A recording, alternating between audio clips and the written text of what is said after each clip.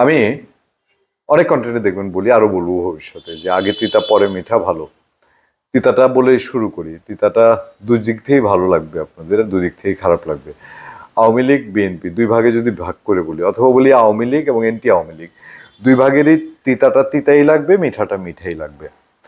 তিতা হলো আওয়ামী লীগ এবং বিএনপি এই দুই দল ক্ষমতায় থাকলে পরে এই দুই দলের আতিপাতি নেতা থেকে শুরু করে তাদের আশীর্বাদে থাকা পিয়ন, চাপরাশি, কেরানি, মামাতো ভাইয়ের তালাতো ভাই, বেয়ানের বিয়ায়ের ঘরের চাপরাশি, তারা সবাই কোটিপতি হয়ে যায়।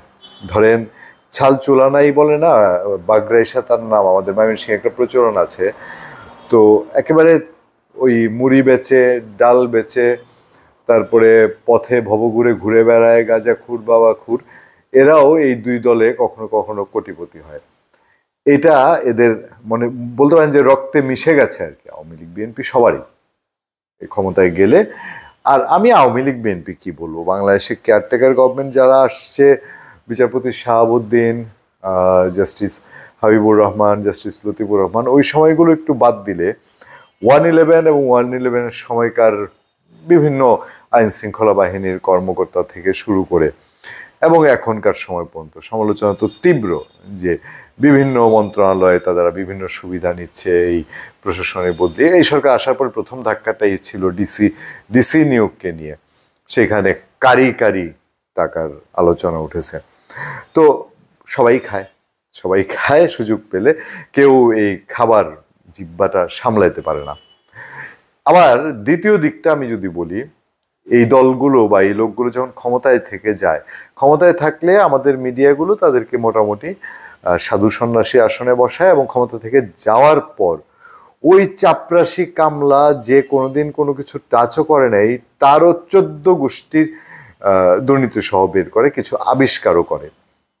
খুব সহজে বলি, ধরেন আরাফাত রহমান কোকুর দুর্নীতির অভিযোগ, তারেক রহমানের দুর্নীতির অভিযোগ, খালেদা জিয়ার দুর্নীতির অভিযোগ, আমার কাছে স্ক্রিনশট আছে। আমি পরবর্তীতে এগুলো নিয়ে সবগুলো অন্তত 15-20টা স্ক্রিনশট আছে বিভিন্ন লিডিং পত্রিকার 1/11 সময়ের এবং আওয়ামী লীগ ক্ষমতায় আসার পরের, তারা কিভাবে বিএনপি এবং বিএনপির লোকজনের, তাদের পরিবার, তাদের ড্রাইভারের দুর্নীতির খবরগুলো পত্রিকার লিড নিউজ এবং ফ্রন্ট পেজে ছেপেছিল।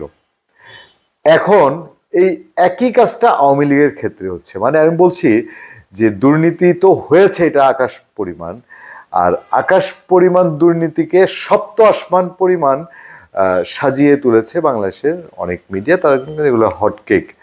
মানুষ এখন ধরেন ওবায়দুল কাদের কয়শো কোটি টাকা বাগিয়ে নিয়েছে, এরকম একটা হেডলাইন হলে পড়বে বেশি। এটা বিএনপির কেউ হইলে খুব একটা পড়বে না। একই পত্রিকায় কিন্তু এখন দেখা গেল যে তারা এর আগে যে রিপোর্টটি করেছে বিএনপির লোকজনকে নিয়ে, এটা তারেক রহমান বলেন, আরাফাত রহমান কোকু বলেন, বা বিএনপির মন্ত্রী মিনিস্টাররা বলেন, চিটাঙের নাসির সাহেব বা এই মোসাদ্দেক আলী ফালু, তাদেরকে নিয়ে যে রিপোর্টগুলো করেছে, এখন তারা যখন ওইগুলোর থেকে মুক্ত হচ্ছে, ওইগুলা লিড রিপোর্ট করে। আর বেছে বেছে আওয়ামী লীগের যেগুলো ধরেন এমন এমন অভিযোগ, যেমন একটা লোকের যদি 70 কোটি টাকা থাকে, ওটারে 700 কোটি বানায় রিপোর্টটা করাটা খুব কমফোর্টেবল। এরপরেও আমার একটা ধারণা ছিল যে শেখ হাসিনা হয়তো ব্যক্তিগতভাবে তিনি নিজে, মানে তার আশেপাশে তো কিলবিল করতো, আশেপাশে সবাইকেই তিনি সুযোগ দিয়েছেন বাংলাদেশ থেকে টাকা সরানোর জন্য। এটা মোটামুটি একটা মানুষের পাবলিক পারসেপশন।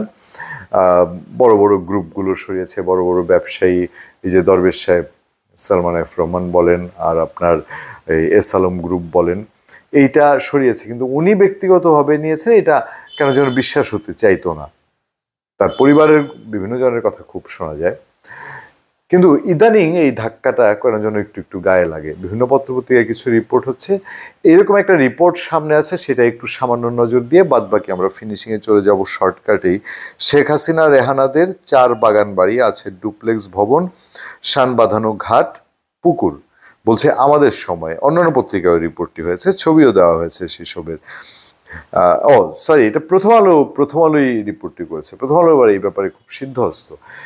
বিএনপি ক্ষমতায় থেকে যাওয়ার পরে বিএনপি সবার এরকম খুঁজে খুঁজে বের করতো, তারা নিজেরাও বের করতো মামলা মোকদ্দমা ছাড়া, কিন্তু পরে আস্তে আস্তে আস্তে আস্তে এগুলো এখন কোনো ফলো আপ করে না। দেখবেন যাদের বিরুদ্ধে প্রথম আলো আওয়ামী লীগ ক্ষমতায় আসার পরে নিউজ করেছে, পরে এগুলোর সাজা হলো, মামলা হলো কিনা, এগুলোর কোনো ফলো আপ তারা এখন করবে না, কারণ এখন এগুলো পাবলিক খায় না, সেন্টিমেন্ট তো এন্টি আওয়ামী লীগ বেশি। প্রথম আলোর এটাই আমাদের সময়ে .com তারা পিক করেছে। সারি সারি গাছের ভেতর দিয়ে রাস্তা, গ্রামীণ পরিবেশ, তার ভেতরে বিশাল এক বাগান বাড়ি, বাড়ির ভেতরে রয়েছে ডুপ্লেক্স বা দ্বিতল ভবন, শান বাঁধানো ঘাট ও পুকুর। বাগান বাড়িটির নাম টিউলিপস টেরিটরি। টিউলিপস শেখ রেহানার মেয়ে, ইতিমধ্যে ব্রিটেনে তার মন্ত্রিত্ব গেছে। অবস্থান গাজীপুর শহর থেকে 10 কিলোমিটার দূরে কানাইয়া এলাকায়। কানাইয়া এমনিতেই সুন্দর এলাকা, বিলও আছে কানাইয়ার কাছাকাছি। টিউলিপস টেরিটরি নামক হয়েছে সম্প্রতি পদত্যাগ করা ব্রিটিশ প্রধানমন্ত্রী টিউলিপের নামে।